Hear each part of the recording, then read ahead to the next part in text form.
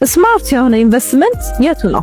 ድርጅቶች ግንባታ ሲጀምሩ ወይንም ደግሞ ሽያጭ ሲጀምሩ ኢንቨስት ማድረግ ነው ወይስ ወደ ማጠናቀቅ ሲቃረቡ? የኔን አስተያየት ልንገራችሁ። ስማርት የሆነ ኢንቨስትመንት ድርጅቶች ግንባታ ሲጀምሩ ወይንም ደግሞ ሽያጭ ሲጀምሩ ዲል ማድረግ መቻል ነው። ምክንያቱም ድርጅቶች ግንባታ ሲጀምሩ የመጨረሻ የሚባለውን ዝቅተኛ ዋጋቸውን አውጥተው ነው የሚሸጡት።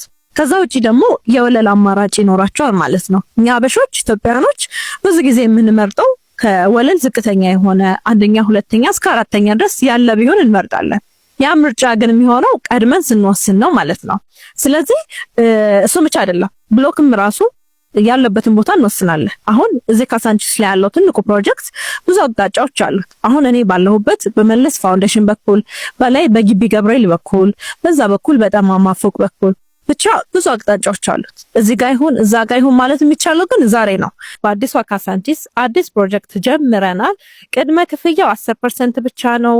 በጣም ቆንጆ ዋጋ ያለው። ከዛ ውጪ ብድርም ከፈለጋችሁ ብድር ማግኘት ትችላላችሁ።